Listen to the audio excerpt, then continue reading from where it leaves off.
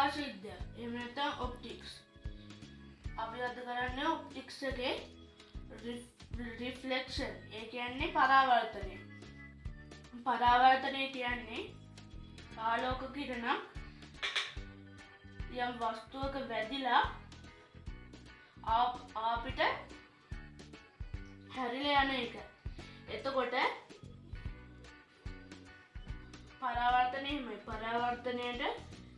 පරාවර්තනය වෙන විදි දෙකක් තියෙනවා. පළවෙනි විදිය තමයි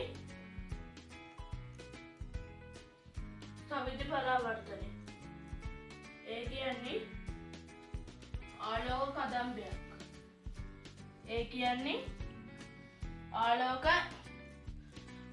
කිරණවල ගොඩක් වැදිලා ඒ සමාන ඔක්කොම මේ විදිහටම පරාවර්තනය වෙනවා. දෙවෙනි ක්‍රමය තමයි විසාරි පරාවර්තනය. විසාරි පරාවර්තනය කියන්නේ ආලෝක කදම්බයක් වැදිලා ඒ කිරණවල විසිරලා යනවා. ඒක තමයි විසාරි පරාවර්තනය කියන්නේ. එතකොට අපිට සවිදි පරාවර්තනය යොදා ගන්න අවස්ථාවක් තමයි කණ්ණාඩියේ මූණ බැලීමේදී. එතකොට ලොකු කිරණේ ඔක්කොම සවිදි විදිහට පරාවර්තනය වෙලා එකම ඒ ආලෝකය ඒ විදිහටම යනවා. ආලෝකය කැඩෙන්නේ නැහැ.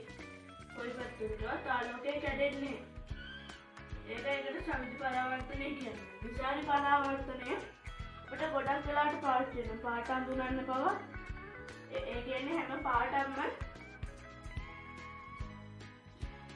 පාටක්ම අපිට පේන්නේ ඒකට ආලෝක කිරණේ වැදිලා පරාවර්තනය වෙලා අපේ ඇස් දෙකට වැටෙන හින්දා. වස්තුව එහෙම තමයි අපිට පේන්නේ. එතකොට වස්තුව අපිට පේන්නේ විසාරි පරාවර්තනයේ හින්දා. එන හැම වස්තුවම වගේ ආලෝක කිරණ පරාවර්තනය කරනවා. කණ්ණාඩිය විතරක් නෙමෙයි. ඊළඟට දර්පණ වල පළවෙනි දර්පණය තමයි තල දර්පණය කියන්නේ. තල දර්පණයේ ආලෝක කිරණ පරාවර්තනය වෙන ක්‍රම දෙකක් තියෙනවා. පළවෙනි ක්‍රමය තමයි සමාන්තරව ආවොත් ඒ හරහාම පරාවර්තනය වෙනවා. දෙවෙනි එක තමයි යම්කිසි කෝණයක් සැදෙමින් ආවොත් එතනදී හැදෙන අභිලම්බයක්. අභිලම්බය කියන්නේ පතන ලක්ෂණය හරහා ඇඳිච්ච මනස්කල්පිත රේඛාව. කොට ඒ අභිලම්බයට පතන කෝණයක් තියෙනවනේ. ඒ කියන්නේ I කියන්නේ incoming angle.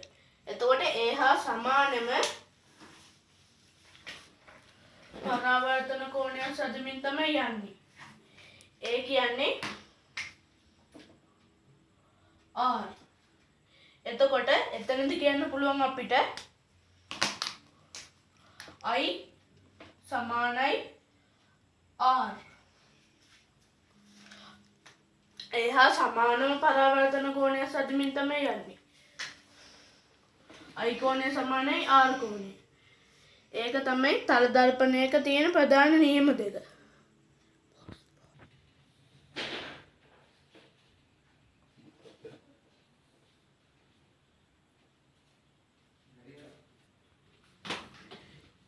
එතකොට මේ දර්පණේ මධ්‍ය ලක්ෂය තියෙනවනේ. ඒකට කියන්නේ ද්‍රව්‍ය කියලා. ද්‍රව්‍ය කියන්නේ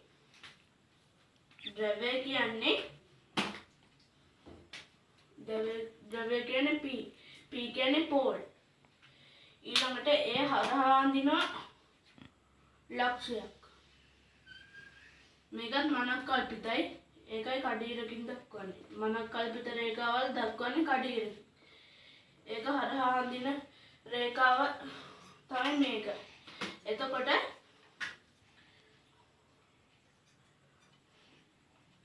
මෙහිමයි දර්පණය තියෙන්නේ. එතකොට වස්තුවක් තියෙනවා මෙතන.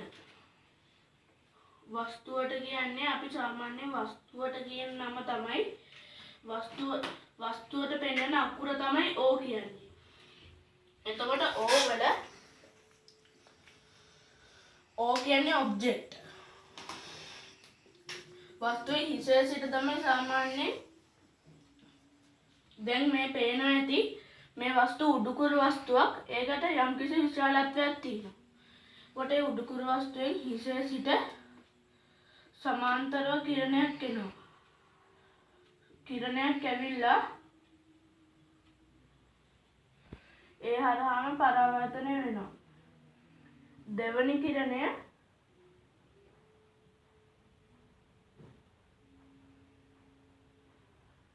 ද්‍රව්‍යයට එනවා. එතකොට අභිලම්බයට සමානව පරාවර්තන කෝණයක් සාදමින් යනවා. එතකොට මේ කිරණ වල දෙක හමු වෙන තැනක් තියෙනවනේ. කණ්ණාඩිය ඉස්සරහා නම් හමු වෙන්නේ, උනාට කණ්ණාඩිය පිටිපස්සේ නම් හමු වෙනවා. එතකොට කණ්ණාඩියට ඉස්සරහා හම්බ වෙන්නේ කියන්නේ ඒක තාත්වික නෑ, අතාත්විකයි.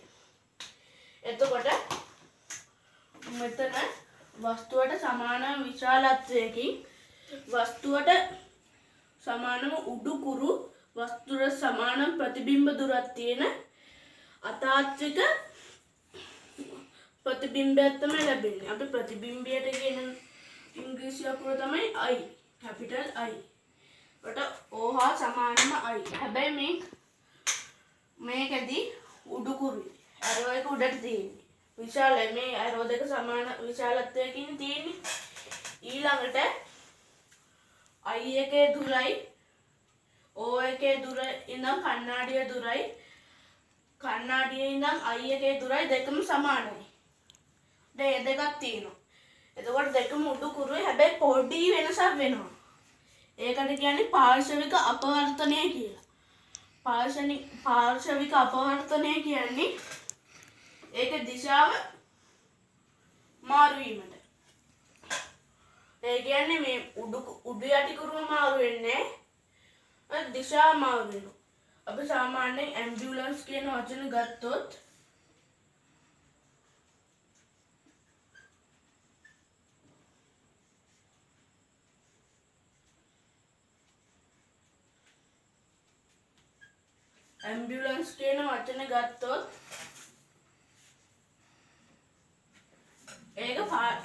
ඒක තියෙන්නේ මේ විදිහට නෙමෙයිනේ. ඒක ඇම්බියුලන්ස් එකේද තියෙන්නේ මෙහෙමයි. A හරියට තියෙනවා, M හරියට තියෙනවා, B තියෙන්නේ මෙහෙමයි, U හරියට තියෙනවා, L තියෙන්නේ මෙහෙමයි, A ආපහු හරියට තියෙනවා. ඊළඟට N වල දිශාව වෙනස් වෙනවා. N වල දිශාව වෙනස් වෙනවා. C වල දිශාව වෙනස් වෙනවා. E වල දිශාව වෙනස් වෙනවා. මෙහෙම තමයි තියෙන්නේ. එතකොට පැති කණ්ණාඩියෙන් බලද්දී මෙහෙම තියෙන වචනේ, මෙහෙම ඇම්බියුලන්ස් එකේ ගහලා තියෙන වචනේ වාහනයක පැති කණ්ණාඩියෙන් බැලුවාම මෙන්න මෙහෙම තමයි පේන්නේ. ඒකයි ඒක පාර්ශවික අපවර්තනය වෙනවා කියලා දන්නේ හින්දා තමයි ඇම්බියුලන්ස් කියන වාහනේ මෙහෙම වචන දාලා තියෙන්නේ. වක්‍ර දර්පණ, curvy mirrors. ඒ කියන්නේ දැන් තල දර්පණය වගේ කෙලින් නෙමෙයි වක්‍රව තියෙන්නේ. එතකොට ඉස්සෙල්ලාම අපි කරන්න හදන්නේ වක්‍ර දර්පණ වල උත්තර දර්පණ. ඔන්න මේක උත්තර දර්පණයක් නෙමෙයි කියලා පේනවා. මොකද නිකන් නැවිච්ච ඉරි කැල්ලක්. මේක දර්පණයක් කරන්න නම් පිටිපස්සේ රසදිය ගන්න ඕනේ. වක්‍ර දර්පණ, curvy mirrors. එතකොට වක්‍ර දර්පණ වල ඉස්සෙල්ලාම අපි කතා කරන්න යන්නේ උත්තර දර්පණ ගැන. උත්තර දර්පණ වල මෙහිම වක්‍ර දර්පණයෙන් තියෙන මේ පිටිපස්සෙන් තමයි රසදිය ගාලා තියෙන්නේ. අවතල පැත්තේ රසදිය ගාලා උත්තර පැත්තේ දර්පණය තියෙන්නේ. උත්තර පැත්තෙන් තමයි පරාවර්තනය වෙන්නේ. උත්තර කියන නමේම තියෙන උස් තල කියලා. ඒ කියන්නේ තලය උස් වෙනවා. එතකොට උත්තර දර්පණ වල මෙහිම වක්‍ර දර්පණයන්නේ. ඒකෙන් මෙහෙම අපිට ඕන නම් මෙහෙම රවුමක් හදාගන්න පුළුවන්. කොට ඒ රවුමට කේන්ද්‍රයක් තියෙනව නේද? ඒකට කියන්නේ වක්‍රතා කේන්ද්‍රය කියලා. ඔය වක්‍රතා කේන්ද්‍රයට මැදින් තියෙන එකක් ඒක නාභිය. එතකොට මෙතන එකක් තියෙනවා ඒක තල දර්පණයම වගේ ද්‍රව්‍ය. ද්‍රව්‍ය කියන්නේ පෝල්, නාභිය කියන්නේ F, එහෙම කියන්නේ. එහෙම නැත්නම් focus. C කියන්නේ curving center. curving center. වක්‍රතා කේන්ද්‍රය. දැන් මේක වැඩන්නේ දර්පණය බලද්දී. දැන් මෙහෙම රේඛාව තියෙනවනේ. මනක් කල්පිත රේඛාව. ඒකේ වස්තුවක් කොතනින් තිබ්බත් එකම විදිහට තමයි එන්නේ. ඔන්න මෙහෙම ගත්තොත් මෙතන තියෙනවා O. O කියන්නේ ඔබ්ජෙක්ට්. කලින් කියපු විදිහටම ඔබ්ජෙක්ට් වස්තුව. එතකොට ඒකෙන් කිරණයක් පතිත වෙනවා. එතකොට මේක නියම ටිකක් තියෙනවා. ඒ නියම තමයි පළවෙනි නියමය.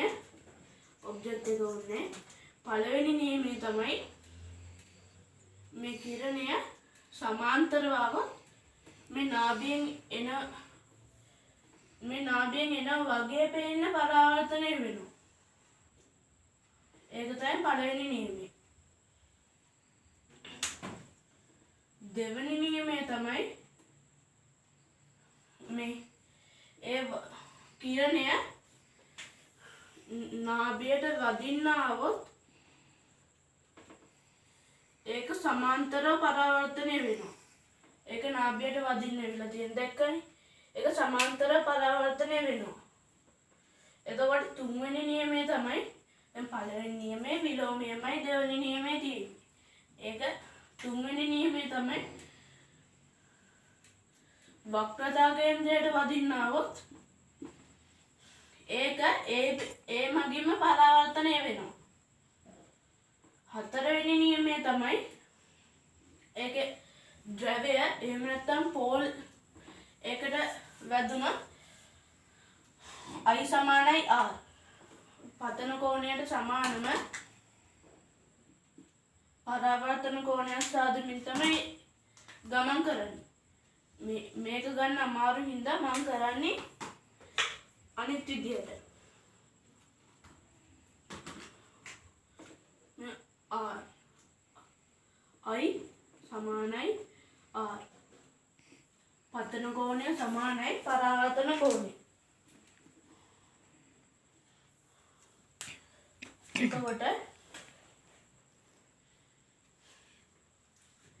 එතකොට ඒක මේ වස්තුවක් කොතනින් තිබුණත් එකම විදිහට තමයි පරාවර්තනය වෙන්නේ. දැන් මේ ඔබ්ජෙක්ට් එක එහෙම නැත්නම් වස්තුව තියෙනවා මෙතන. එතකොට ඒකෙන් කිරණයක් එනවා සමාන්තරව. ඒක නාභියෙන් එන ලෙසට පරාවර්තනය වෙනවා. නාභියෙන් එන ලෙසට පරාවර්තනය වෙනවා. දෙවෙනි එක වක්‍රතා කේන්ද්‍රය දෙසට එනවා. මොකද ඒක ද්‍රව්‍ය මත දෙසටත් එන්න ගන්න පුළුවන්. ඒ වුණා ද්‍රව්‍ය දෙසට ගත්තොත් කෝණමයින් එනවා. කෝණමයින් එක අමාරුයි. ඒකින්ද වක්‍රතා කේන්ද්‍රය ගන්න එක තමයි සුදුසුම ක්‍රමය. එහෙම ගත්තාම ඒ මගින්ම පරාවර්තනය වෙනවා.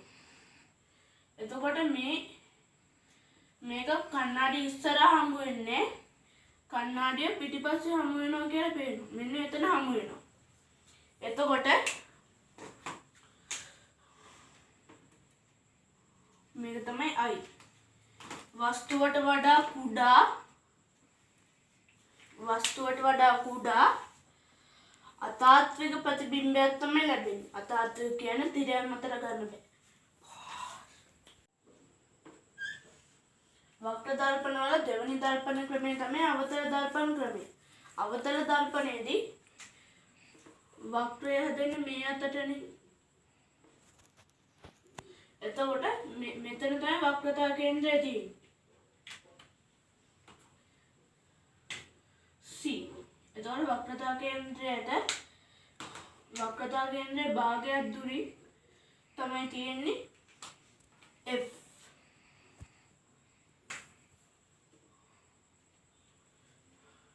එතකොට P තියෙනවා එහෙම මධ්‍ය ලක්ෂයෙන්.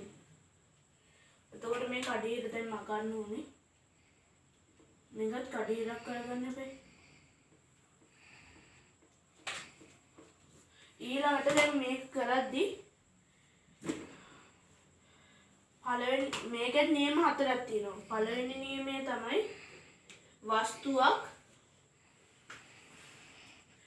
නෙමෙයි කිරණයක් සමාන්තරව આવොත් නාභිය හරහා පරාවර්තනය වෙනවා. ඒක තමයි පළවෙනි නියමය. එතකොට දෙවෙනි නියමය තමයි නාභිය හරහා આવොත් සමාන්තරව පරාවර්තනය වෙනවා. කලින් වගේම විලෝමය තමයි වෙන්නේ එතනදී. තුන්වෙනි නියමය තමයි වක්‍රතා කේන්ද්‍රය හරහා આવොත්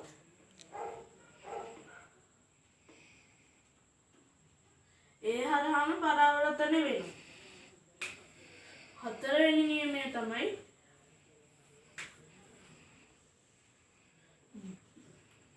ද්‍රවයට આવොත් I හා සමානම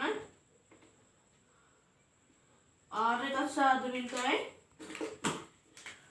පරාවර්තනය වෙන්නේ. මේකෙත් මේ ක්‍රමය අමාරු හින්දා මේකත් ගන්න වක්‍රතා කේන්ද්‍රයට තමයි. එතකොට එහෙම තමයි ගන්න.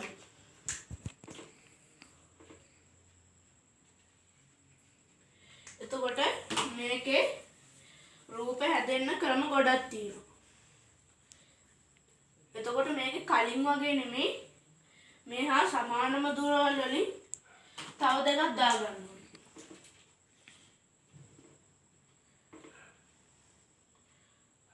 දෙකයි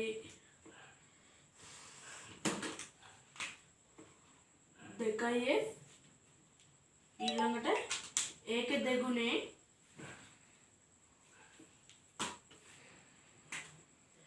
දෙකයි C. ඒ කියන්නේ මේ තියෙන තැන් වලින්ම කණ්ණාඩිය පිටිපස්සටත් මේ තැන් ටික දාගන්න ඕනේ. එතකොට මේක රූප හැදෙන්න ක්‍රම තියෙනවා 6ක්. පළවෙනි එක තමයි නාභියත් ද්‍රවයත් අතර. ඒක දැන් ඉස්සෙල්ලාම කරන්න බලමු. නාභියත් ද්‍රවයත් අතර ඔබ්ජෙක්ට් එක තියෙනවා. ඔබ්ජෙක්ට් එක එහෙම නැත්නම් වස්තුව තියෙනවා. වස්තුව වක්‍රතා කේන්ද්‍රයෙන් එන විදිහට තමයි ගන්නෙ. එන කඩියරකින් පෙන්නන වක්‍රතා කේන්ද්‍රය හරහා එනවා වගේ. එතකොට එතනින් කිරණයක් යනවා. ඒ හරහාම පරාවර්තනය වෙනවා වක්‍රතා කේන්ද්‍රයත් කපන්න. එතකොට දෙවැනියට ඒක සමාන්තරව යවනවා.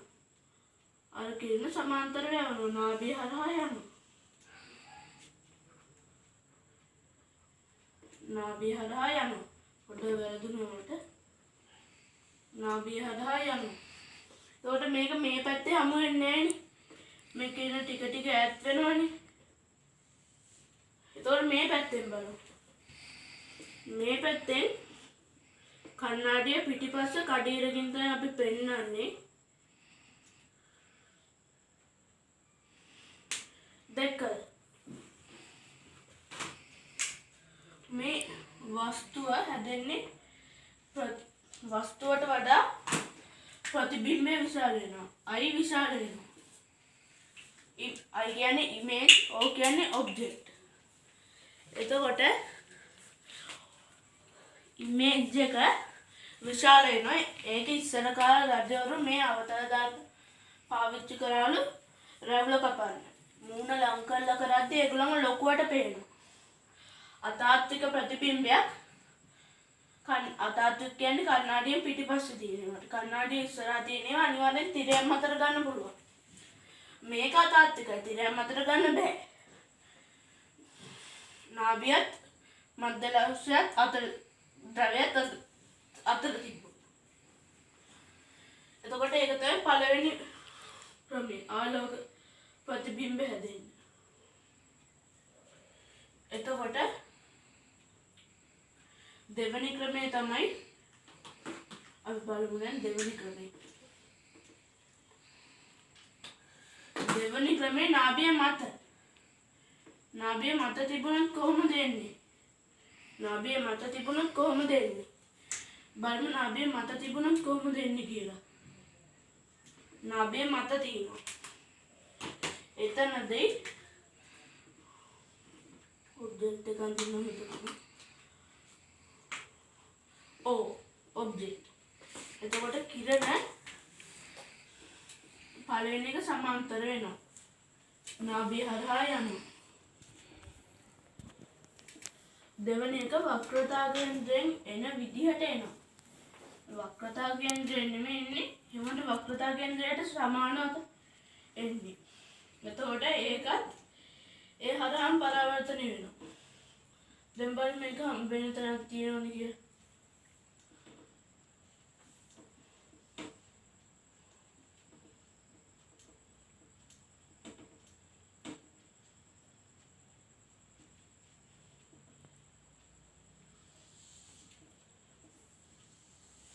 හමු වෙනවද? කොහෙවත් හමු වෙන්නේ නැහැ. මේක හමු වෙන්නේ අනන්තයේදී කියලා තමයි කියන්නේ.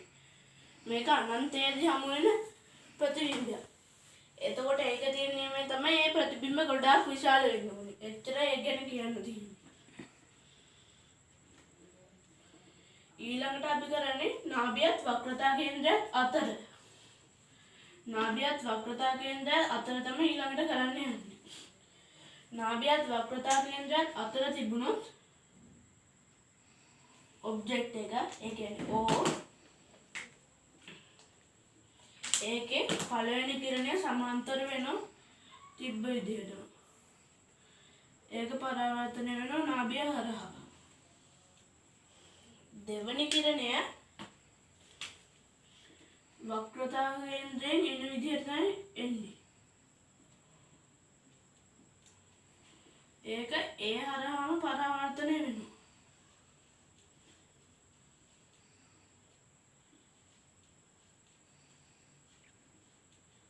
එතකොට ඒක හමු වෙන්නේ වස්තුව ගොඩාක් විශාලයි, ප්‍රතිබිම්බය ගොඩාක්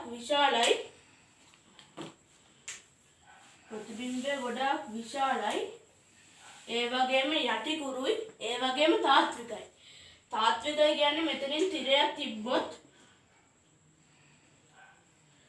අපිට පේනවා අපිට තිරයක් තිබුණොත් මෙතන අපිට අයි පේනවා. ඊළඟට අපි කරන්න යන්නේ හැබැයි අයි පේන්නේ යටිකුරුව. ගොඩක් ලොකුවට යටිකුරුව. ඊළඟට අපි කරන්න යන්නේ වක්‍රතා කේන්ද්‍රය මත. වක්‍රතා කේන්ද්‍රය මත තිබුණොත් කොහොමද එන්නේ? වක්‍රතා කේන්ද්‍රය මත තිබ්බොත් මෙහෙමයි එන්නේ.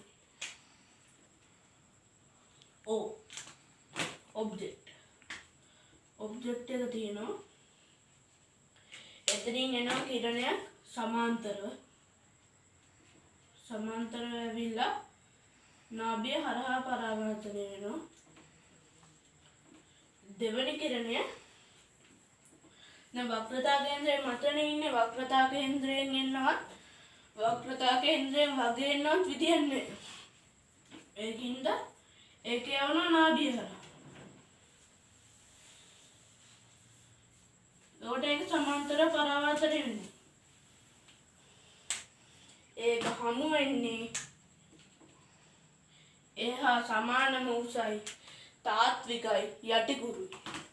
එතකොට අපි මෙතනින් තිරයක් ඇල්ලුවොත්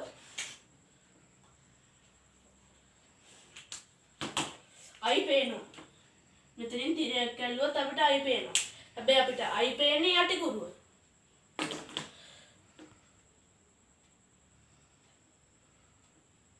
එහා සමානම ප්‍රමාණයකින් යටිකුරුව තමයි ඒක අපිට පේන්නේ. ඊළඟට අපි කරන්නේ වක්‍රතා කේන්ද්‍රයේ පිටුපස. වක්‍රතා කේන්ද්‍රයේ පිටුපසින් වස්තුවක් තිබ්බොත් එහෙම නැත්නම් ඔබ්ජෙක්ට් එකක් තිබ්බොත් ඉමේජ් එක ලැබෙන්නේ කොතනද? ඒක තමයි දැන් බලන්න යන්නේ. පළවෙනි කිරණ හැමදාම වගේ සමාන්තරව යනවා. දෙවනි කිරණය වක්‍රතා කේන්ද්‍රය හරහා යනවා.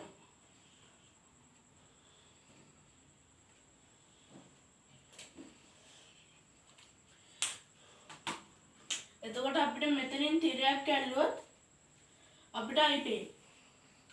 I කියන්නේ අපිට ඉමේජ් එක පේනවා. අපිට I පේනවා තිරයක් ඇල්ලුවොත්.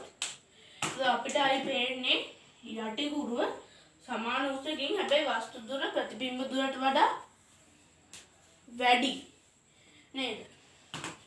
ඔට ඒක තමයි ඊළඟ නියමය. නියමය නෙමෙයි ක්‍රමය. රූප හැදෙන. අන්තිම ක්‍රමය තමයි අනන්තයේ සිට ආපු. අනන්තයේ සිට එන කිරණවල ඔක්කොම සමාන්තරව තමයි එන්නේ.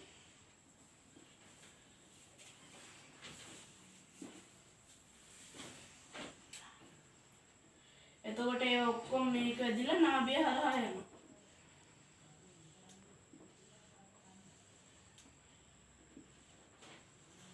එතකොට මෙතන ඔක්කොම කිරණවල ලහු වෙලා ලොකු ආලෝකයක් හදා ගන්න පුළුවන් නාභියේ.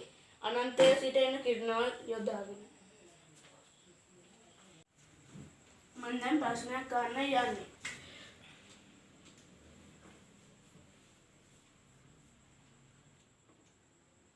මොකද්ද එතනින් උත්තර දර්පණය?